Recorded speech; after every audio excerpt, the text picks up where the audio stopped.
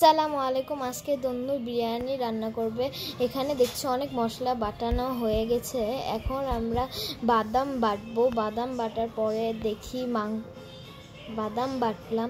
মাংস এখন আমরা প্লেটে রাখছি। প্লেটে রাখার পরে আমরা মেখে নিব সব মাংসগুলো, যেগুলো আমাদের দরকার।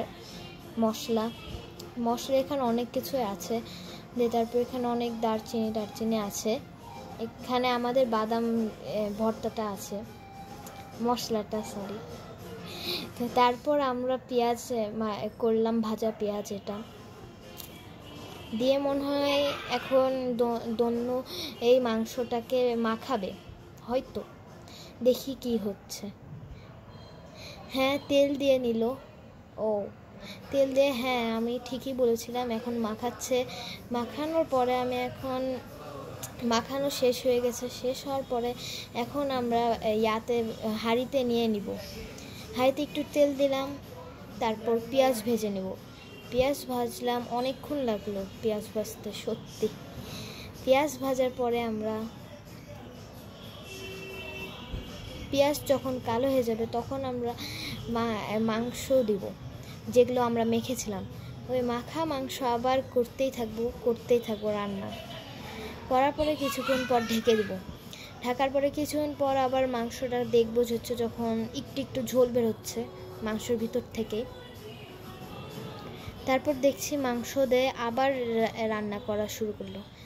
এখন ফুললি ঝোল দিয়ে হয়ে গেছে। এখন মনে হয় রান্না হয়নি, এখনও রান্না হয়নি, আর একটু রান্না হবে। আর আমরা এখন বাসমতি চাল নিয়ে নিলাম, লম্বা চাল আমরা একটু সিদ্ধ করে নিলাম, যার জন্য ওগুলো ভাত হয়ে গেল। ভাত দিয়ে তারপর এখন দেখছি দন্নু কী করছে। দন্নু মনে ছ্যাঁক দিচ্ছে। এটা ছ্যাঁক দেওয়ার পরে আমরা মাংসটাকে আবার দেখব। মাংসটা যদি হয়ে থাকে তাহলে আমরা একটু নাড়ার পরে আমরা একটু আলু ভাজলাম। আলুটা একটু ঝাল করার জন্য একটু মরিচের পেঁয়াজ দিল। আলুটা ভাজা শেষ হলে আমরা আবার মাংসটা উঠাই নিলাম রান্নার যে পাতিল থেকে। অল্প কয়টা রাখলাম, অল্প কয়টা রেখে যেগুলো ভাত আমরা করেছিলাম ওগুলো দিয়ে দিলাম, আর আলু এর মধ্যে দিয়ে দিলাম। দিয়ে তারপর এর যে মাংসগুলো রেখেছিলাম ওগুলো মাংসও দিয়ে দিলাম। দেওয়ার পরে এর উপর একটু ভাত দেব, এর উপর আলু দেব। আলু দেওয়ার পরে একটু ভাত দিয়ে তারপর ইয়ার মধ্যে তেল দিব, রং দিব, একটু হলুদ রং দেওয়ার পরে আমরা একটু